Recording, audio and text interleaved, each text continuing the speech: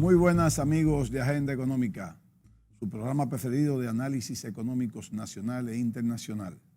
Este es nuestro verdadero primer programa del año y vamos a tener, aunque no en presencia en el estudio, a Luis Manuel Piantini Muni, miembro vitalicio, y a Roberto Argüello, miembro de este programa ya de hace 2 años. Buenas amigos Luis y amigos Roberto. Bueno, buenos días. Roberto desde Miami, Ezequiel allá en los estudios, y a ustedes, pueblo dominicano, que Dios me lo bendiga y me lo cuide, que este COVID no está fácil, ya me agarró a mí. Sí, porque yo hice mucha fullería con el COVID Yo andaba por el mundo entero. El primer avión que salió de aquí, cuando abrieron las operaciones en el 2020, ahí estaba yo montado. Oye, entonces... Tú pensabas que no te iba a dar ya. Me estaba acechando. Tú pensabas que no te iba a dar. Roberto yo creo que le dio agua a Roberto. Pero la suerte que me agarró el suave. A mí me dio en el 20. Sí, sabemos que te dio duro. No tanto, fue un solo día, el día 3 de enero del 2021. Ese día me hizo sentir el COVID a mí, pero bien, yo lo superé. No me ha vuelto a dar. Me dio la influenza el 31 de diciembre de este año. Me pasé los 2 31 en mi casa y en mi aposento. Uno con influenza y otro con COVID. Pero ya estamos aquí sin nada, vacunados 3 veces y con influenza también. Cuando nos toque la 4ª también lo haremos. Tenemos muchos temas, Luis Manuel y Roberto. Yo quisiera empezar con Roberto, como de costumbre lo hacemos. Roberto, hay muchos temas en términos internacional, económico-político. Tenemos el tema de Nicaragua, que Ortega ya asumió el poder por 4ª vez. Va a cumplir si cumple este mandato completo, serían 20 años consecutivos en el poder. Eso es una dictadura perfecta, o por lo menos evidente. Gabriel Boric, de izquierda radical, asumirá en marzo en Chile. Tenemos todavía a este señor Pedro, el peruano, que tiene ahora mismo una investigación porque hizo reuniones clandestinas y eso en Perú no se permite. Tenemos a Kazajistán, tenemos a Ucrania, tenemos a Irán y Venezuela, que parece que Maduro no sabía que la orden de captura estaba vigente y lo averiguó en estos días y como que está chivo el hombre. El micrófono es tuyo, Roberto. ¿Qué tal, Ezequiel? Qué alegre estar contigo de vuelta con Luis Manuel, que sé que ya se está recuperando. Y buenos días, pueblo dominicano.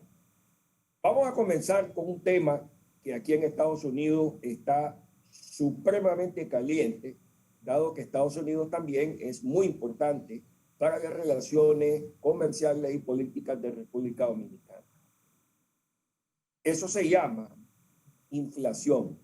Sí. Estamos hablando de que el día de ayer el Banco Central de Estados Unidos reportó una inflación un poco encima del 7%, sí, donde la carne se ha subido un 15%, los huevos 11%, la leche un 4%, la gasolina en un año 50%, los autos usados 37% y el costo de energía es 12%.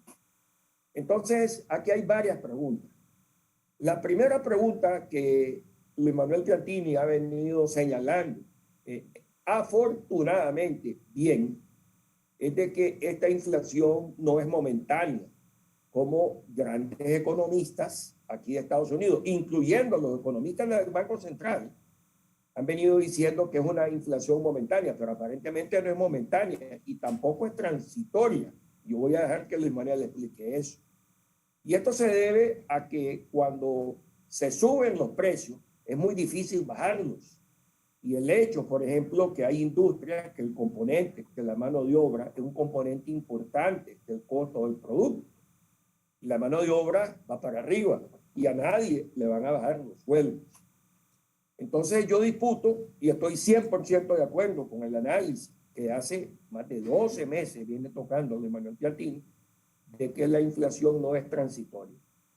Como respuesta para frenar esta inflación, el Banco Central de Estados Unidos, que es independiente del presidente Biden o, en este caso, si hubiera estado Donald Trump, han dicho que van a subir las tasas de intereses 4 veces este año, a partir de marzo. ¿Qué significa eso? Cuando el Banco Central sube las tasas de interés, todos los costos también suben, pero lo bueno que hace es que cuando se suben las tasas de interés, el circulante en cierto sentido se frena. Y eso es lo que está tratando de hacer, porque cuando hay mucho dinero, que básicamente es gratis, porque en estos momentos, por ejemplo, cuando uno sale a comprar una casa aquí en Estados Unidos, es 2.5 al 3% de interés al año, que es nada. ¿Verdad? Hoy, si tú entiendes bien, sacas un préstamo al 3%, la inflación es 7%, la verdad es que 7 menos 3 te ganaste 4%. Entonces la gente presta más dinero y todo eso crea una inflación. Entonces el Banco Central está metido en la jugada. Esta inflación le va a costar al presidente Biden el Congreso y el Senado de Estados Unidos, porque los pueblos no perdonan a los gobernantes que están en el poder cuando hay inflación, sea o no sea la culpa del presidente. El presidente Biden ha tratado de defenderse diciendo que esto no es culpa de él, pero el pueblo no lo perdona. Y esto le hubiera pasado igualito si hubiera sido Donald Trump o el presidente Reagan. Te recuerdo de que el presidente más inepto de la historia del siglo pasado fue Jimmy Carter. Y Jimmy Carter no solamente entregó mi país a los comunistas y al Shah de Irán, a la Ayatollah, sino que permitió que hubiera una inflación galopante.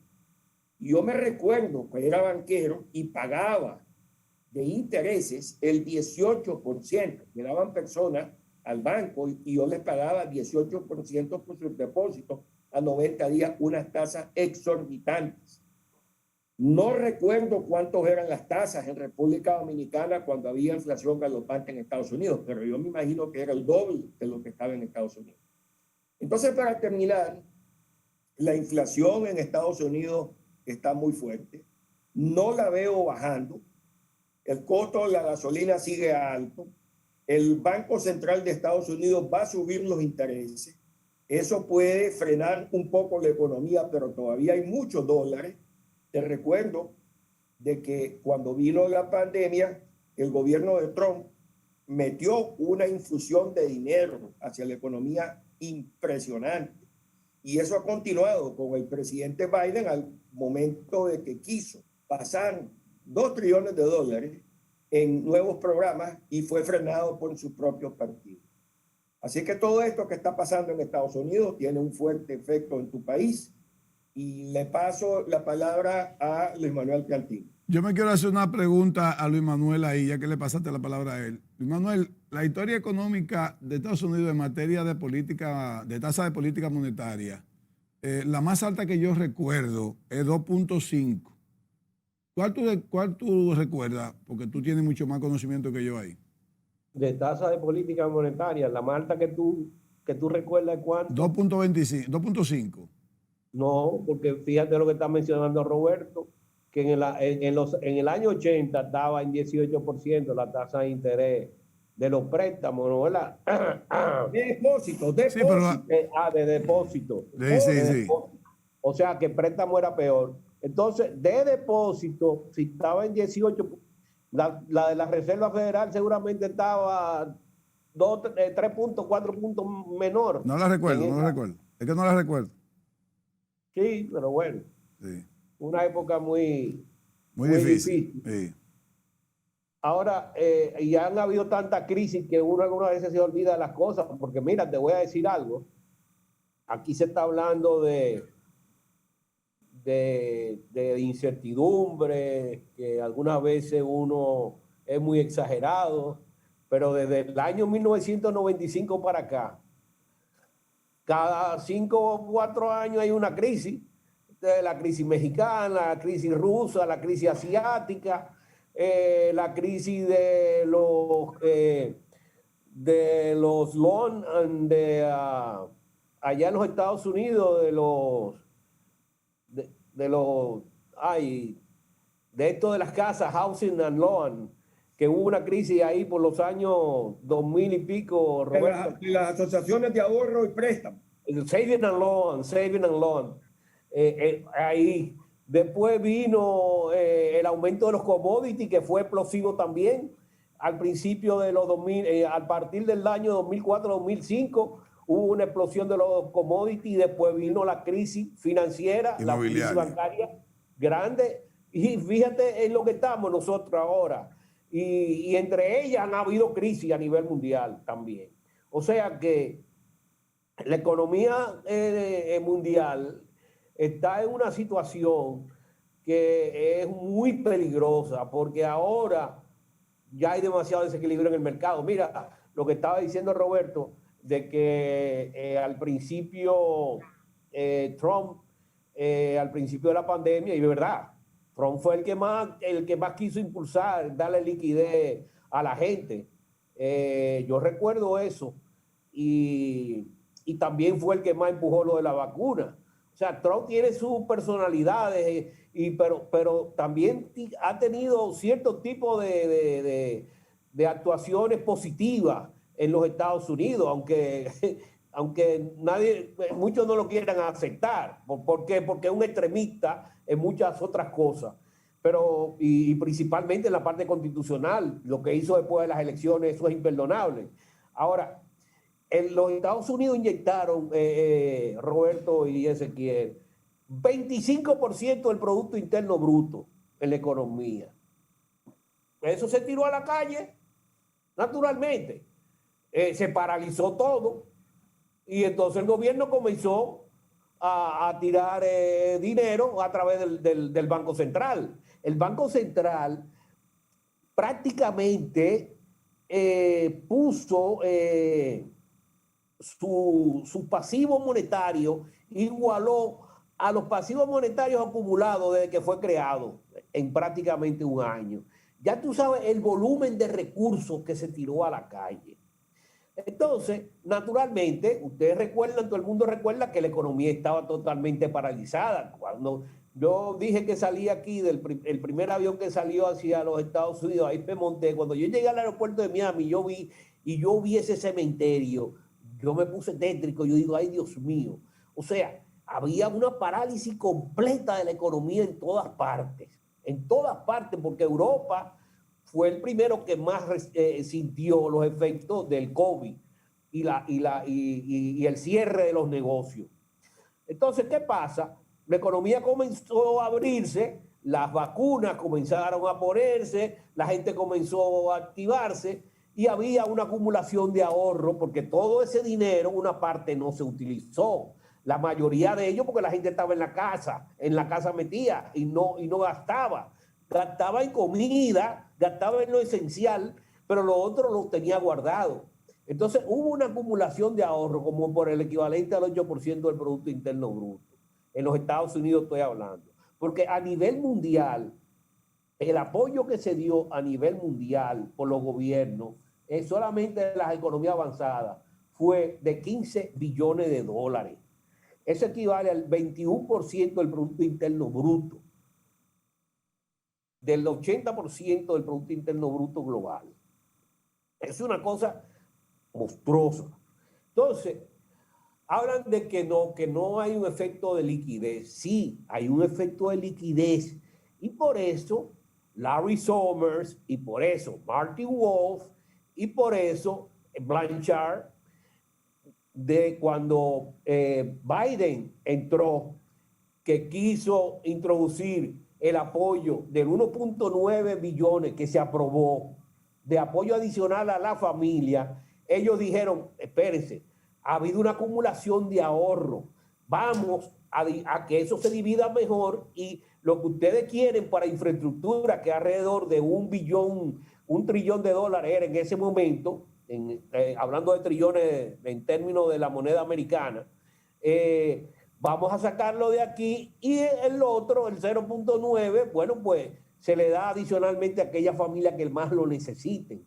Pero fue que abarrotaron. Y entonces ya tú ves que hay una super liquidez en los mercados. Y la economía, con el problema que ha habido de atascamiento, la gente en la calle buscando qué comprar porque ya la gente está en la calle.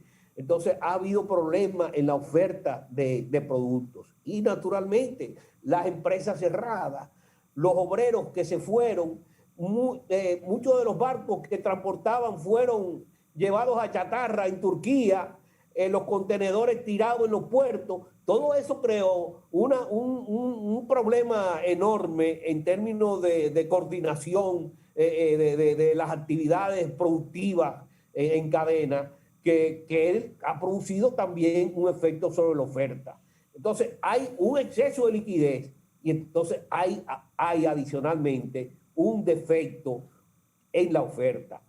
Y principalmente los commodities, que son los que más impactan a la economía mundial. El caso de los energéticos, de los fósiles. Que uno de los problemas que tuvo también Roberto, y no quiero cogerme el programa, quiero terminar rápido, es Biden al principio, cuando llegó a la presidencia, que los fracking americanos, que sacan el petróleo y el gas, el fracking. el fracking lo suspendió, dijo que no, que en las tierras federales eso no se iba a usar más, y suspendió también unos tubos, unas canalizaciones de gas y petróleo que venían del Canadá, también lo suspendió. Entonces no habían productos energéticos no fósiles, ¿no?, renovables, que pudieran sustituir ese faltante, pero que adicionalmente los carros en los Estados Unidos, el 80% o el 90% con gasolina, con gasoil, y con gas que no funcionan con batería. Y ahí le dejaron el campo abierto a los asiáticos, a los árabes y a los rusos. Y a los rusos están comiendo ahora con el gas, con Europa, porque los europeos le dejaron a los rusos prácticamente suplirle el tercio de las necesidades de gas en época de invierno. Sí. O sea que con ese tercio los rusos pueden manejar perfectamente el mercado suplidor de gas. Luis Manuel. Y ahora ese problema. Luis Manuel. Entonces tú ves el problema de los precios en gas, en carbón y en petróleo. Luis Manuel, más adelante en el programa vamos a hablar un poco más en lo que implica los aumentos de los combustibles en los países como el nuestro para fines de gobernabilidad. Y en el próximo segmento quiero que Roberto me toque los temas que le pregunté o que le puse sobre la mesa de los países como Nicaragua y Chile y cualquier otro país que le mencioné también. Vamos a una pausa comercial. Mira, Ezequiel, para que no se olvide, sí, hay un punto primordial, que es lo que está pasando en América del Sur, que hay una sequía tremenda que va a afectar también la oferta de productos alimenticios. Está bien, hablamos de eso entonces en los próximos 2 segmentos. No nos corten, amigos, quédense con nosotros.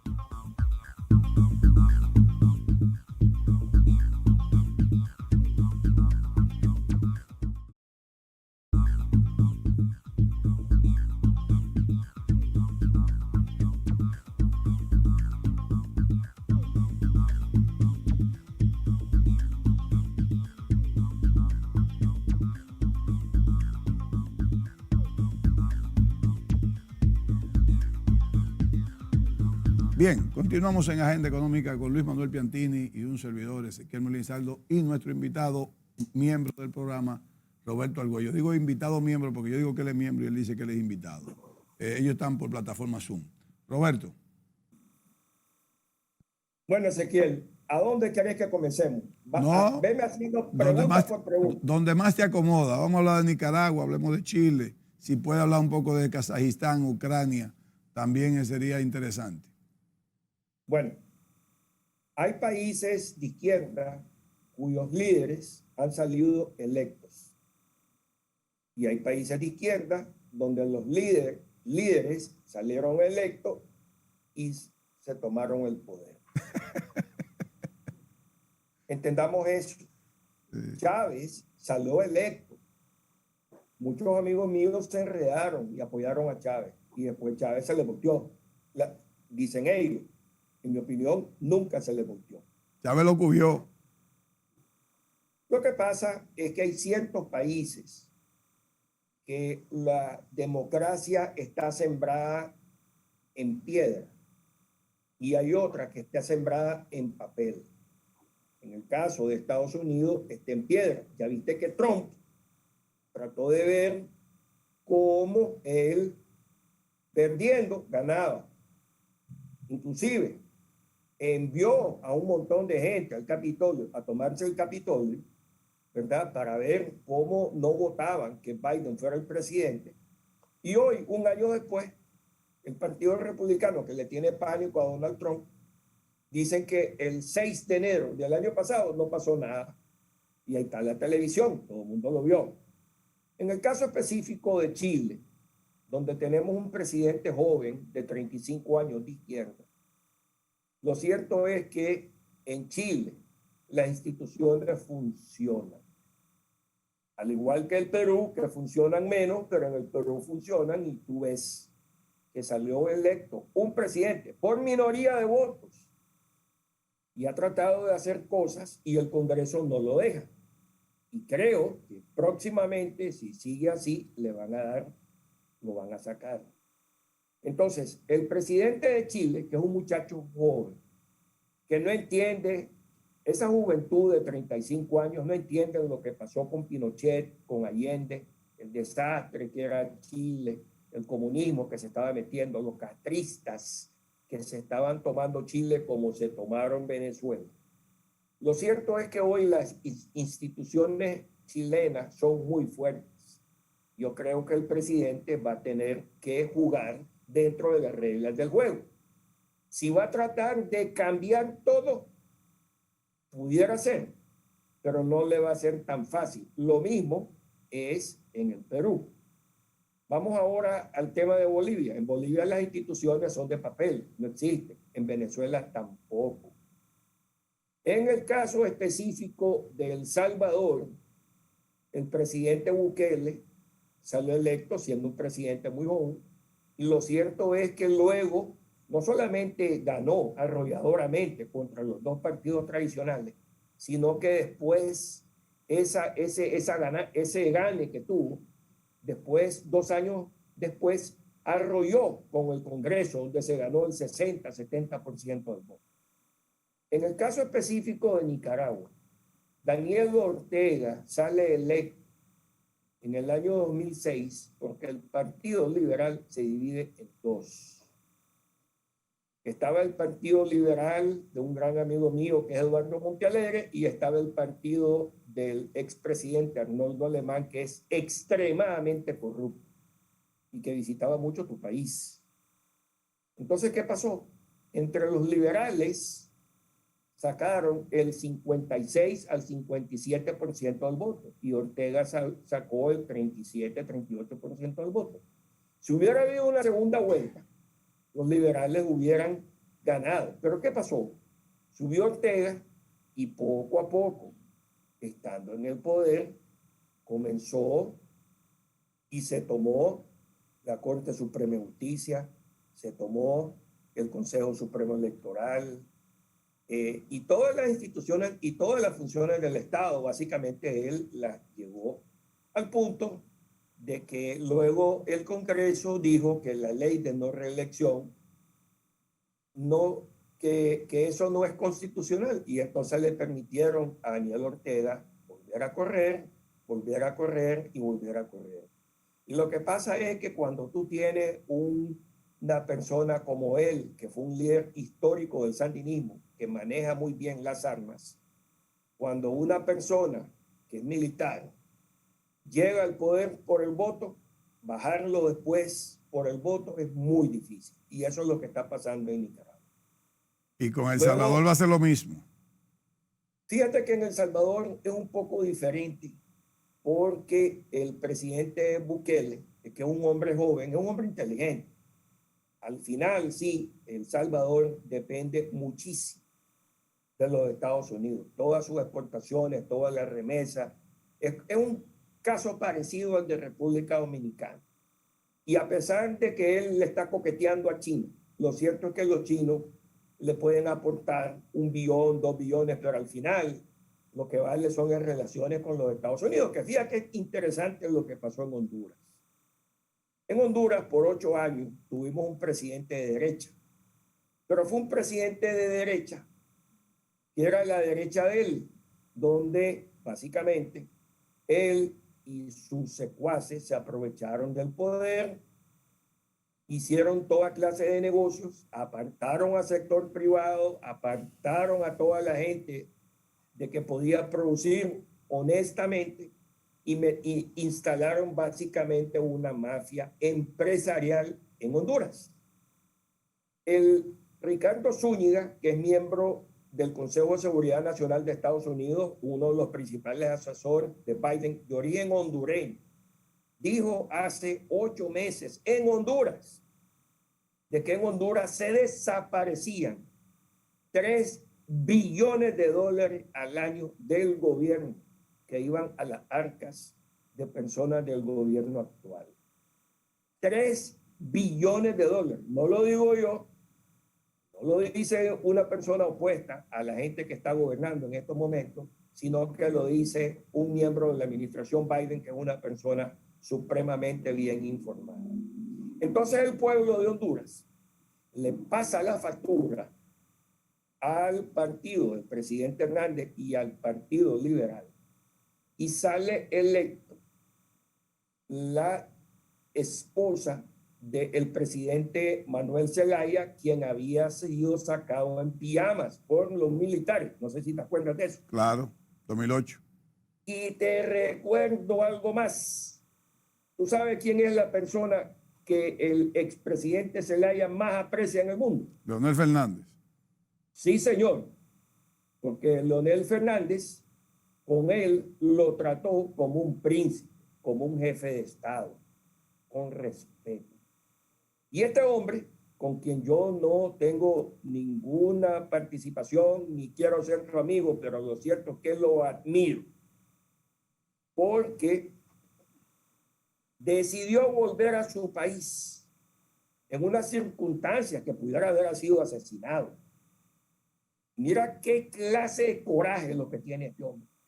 Se monta en un avión y aterriza en Tegucigalpa y le dice a los militares y al gobierno actual: aquí estoy. Funda su partido. Este partido que funda es un partido familiar, donde está él de presidente, está su señora, están sus hijos, están todos sus primos y todos sus hermanos. Y ese partido saca el 54% de los votos, a pesar de que este gobierno actual se pudiera haber llevado los votos. Zelaya tiene obligaciones con Daniel Ortega, porque Daniel Ortega lo protegió. Tiene obligaciones con Maduro y tiene obligaciones con Cuba. Interesantemente, sale electo la presidenta Zelaya. ¿Y qué pasa? Los Estados Unidos, viene el debate si los Estados Unidos apoya a Zelaya, que es amiga de Daniel Ortega, de Fidel Castro, de Raúl Castro, de Díaz Canel y de Maduro. Y los Estados Unidos deciden la semana pasada que a la toma de posesión de la señora Castro Zelaya va a ir la vicepresidenta Harris, porque Estados Unidos determina que Honduras es un país crítico para los Estados Unidos. Es una forma de detener lo que está sucediendo en Nicaragua, las malas relaciones que tiene Estados Unidos con Bukele y con el presidente de Guatemala, que esa yo no me la explico, porque el presidente de Guatemala es una buena persona, ¿verdad? Y entonces va la señora Harris y ahora me dicen mis amigos en Washington que los Estados Unidos vienen con un paquete de ayuda que va encima de los $2,000 millones. Ante esta situación, la señora Zelaya, me imagino yo, que junto con todos sus asesores deben de haber multiplicado y dicho, si nosotros nos vamos hacia Cuba y Venezuela, ¿qué vamos a recibir? Miseria. Si continuamos con Estados Unidos y mejoramos con los Estados Unidos, ¿qué vamos a recibir? Mucho dinero. Casi el 80% de las exportaciones de Honduras fuera de Centroamérica vienen a Estados Unidos. Los hermanos lejanos, que le llaman a los hondureños que han emigrado, son los que básicamente mantienen la economía del país. Así es que se espera de que el gobierno de los Estados Unidos va a tener las mejores relaciones con el gobierno de la señora Zelaya. Yo tengo muchos amigos que están en el sector privado de Honduras, de que están apostando fuerte a trabajar con ella por el beneficio del país, porque lo que había pasado es que el gobierno pasado, Ezequiel, hacía terrorismo fiscal. Si no estaban con ellos, te metían los fiscales y te metían unos reparos fiscales impresionantes sin tener ninguna razón.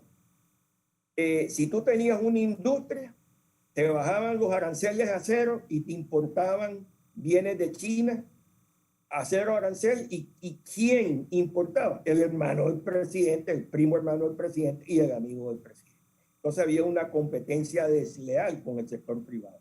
Yo creo que la presidenta Zelaya va a ser una excelente presidenta y por el bien de Honduras espero que así sea.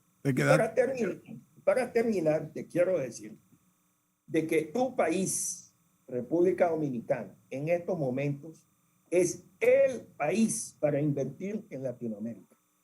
Si tú tienes 10, 20, 100 millones de dólares, no los vas a meter en México, no los vas a meter en Centroamérica, no lo vas a meter en Colombia, que está a la sombra de Petro, no lo vas a meter en Perú, no lo vas a meter en Chile, no lo vas a meter en Brasil, no lo vas a meter en Bolivia, tal vez Paraguay y Uruguay, que son dos países chiquitos. Y Ecuador, que hay un presidente muy bueno, ese presidente, la situación de él es bastante inestable. Hoy el país, el mejor país donde invertir se llama República Dominicana. Lo tengo apuntado yo eso aquí de parte de la inversión extranjera para la proyección del 2022. Sin embargo, todavía no mencionaste que Nayib Bukele está cambiando la constitución para reelección indefinida. Bueno, lo que está haciendo es de que él ganó el Congreso de una forma aplastantemente y ellos están tratando de ver cómo lo van a hacer. Bukele es un hombre muy inteligente, Ezequiel. Mucha gente lo subestima. Yo creo que no lo va a pasar. Él va a permitir que alguien más sea presidente y él va a volver después, porque en El Salvador puede haber reelección después de un término X. Sí, eso es así. Bueno, vamos al cambio. Quédense con nosotros, que este es la última pausa comercial.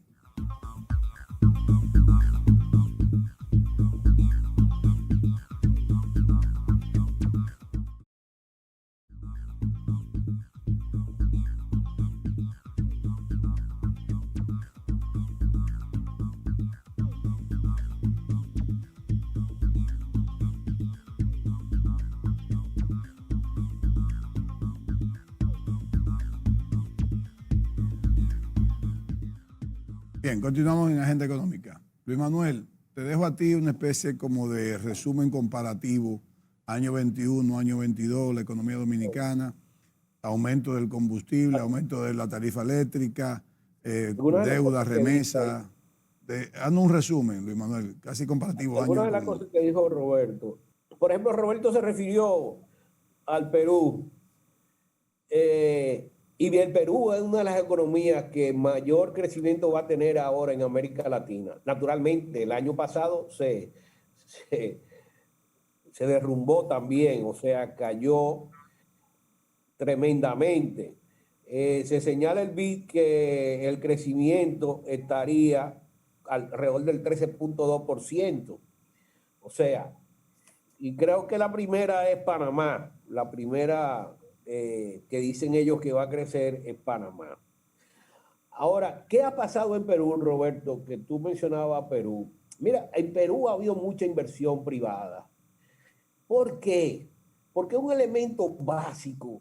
Este presidente es un presidente que ha sido muy prudente en el manejo del gobierno, pese a que lo han querido debilitar su propia gente también, porque él le enfrentó la línea dura de su propia gente y le quitaron el apoyo del partido. Yo no sé ahora cómo está gobernando, porque yo no le doy seguimiento muy de lleno al Perú, pero no sé quién lo está apoyando. Yo creo que el centro debería apoyarlo, porque crear una crisis política con una persona que no está generando ningún tipo de peligro para la institucionalidad del país, yo creo que es muy peligroso. Y este señor, uno de los factores fundamentales que hizo fue haber dejado el gobernador del Banco Central. Eso fue un elemento que le dio mucha tranquilidad, mucha certidumbre, mucha seguridad al sector privado. Y eso fue también algo que pasó aquí en República Dominicana. Cuando entró el presidente Luis Abinader, dejó al gobernador del Banco Central, Héctor Valdés Albizu, como gobernador. Venía de 12 años, había tenido antes ya 6 años, o sea que Héctor es una persona de un economista muy experimentado, el mercado le tiene confianza porque ha sabido manejar la economía, y eso ha traído también que haya mucho flujo de inversión privada al país. Inclusive los economistas del sector público señalan que la dinámica que ha hecho que la economía haya crecido por encima del 12% ha sido la inversión privada, que ha crecido por encima del 60%. Así entonces, Perú está pasando eso. Así que yo creo que este señor Castillo, un señor que fue electo, un profesor de por allá, yo creo que es mejor profesor que lo de aquí. Los de aquí son complicados, pero ese profesor, pese a que llegó con un sombrero, él ha sabido manejarse prudentemente. El otro caso, Roberto, es lo de Boric. Boric, yo creo que ahí va a haber problemas. Y no porque Boric lo cree, es el problema de la debilidad que va a tener dentro del propio gobierno. Porque el mayor peso de su coalición, como de 15 partidos que hay, porque ese es el problema, que es una coalición demasiado grande de partidos, es el Partido Comunista, que tiene la mayor cantidad de senadores y de diputados electos. Entonces, de esa coalición, y es el que más está forzando a tomar medidas de más extremo.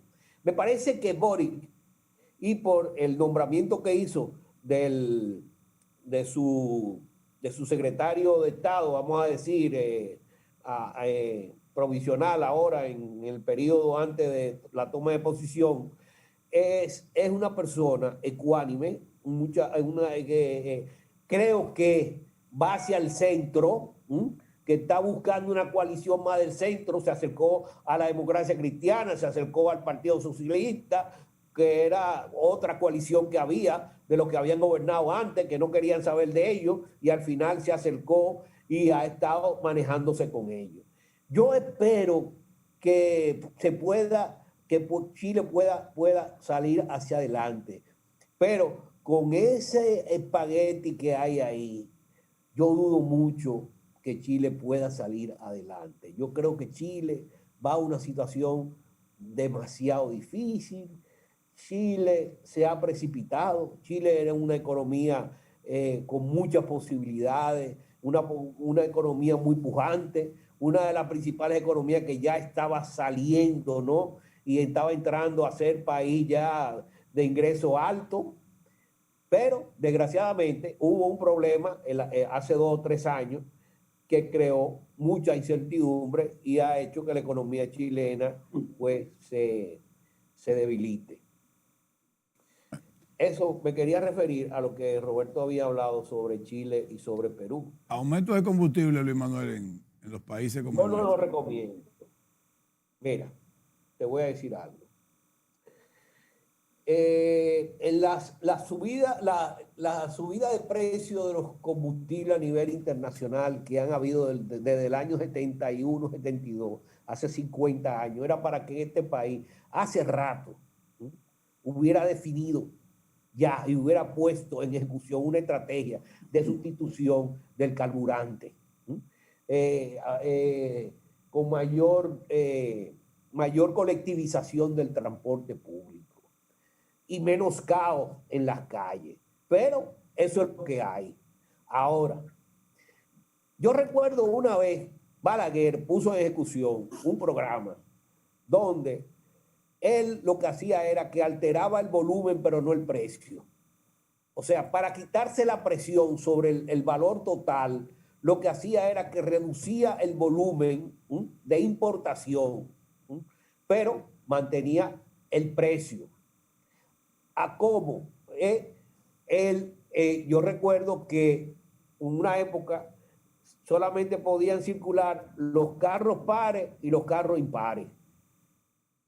Ahora, después de eso vino Venezuela con el plan aquel de Chávez y nada, cada vez que subía el precio, Chávez daba los recursos y no había que alterar los precios de los combustibles. Y por eso tú ves que en muchas épocas en que se subieron los precios en el país, no pasó nada. ¿Por qué? Porque Venezuela era el colchón de la República Dominicana.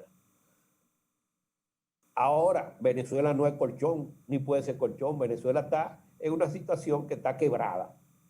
Inclusive yo estaba viendo que el Producto Interno Bruto, el Producto Interno per cápita de la República Dominicana, el Producto Interno per cápita de la República Dominicana ahora es mayor que el de Venezuela. Algo insólito. Pero eso pasa cuando en los países se cometen disparates. Cuando se ponen gobernantes que hacen disparates, que empobrecen a los países, a su población. Eso es lo que ha pasado en Venezuela. Entonces, República Dominicana no tiene el apoyo de Venezuela y va a tener que ver cómo puede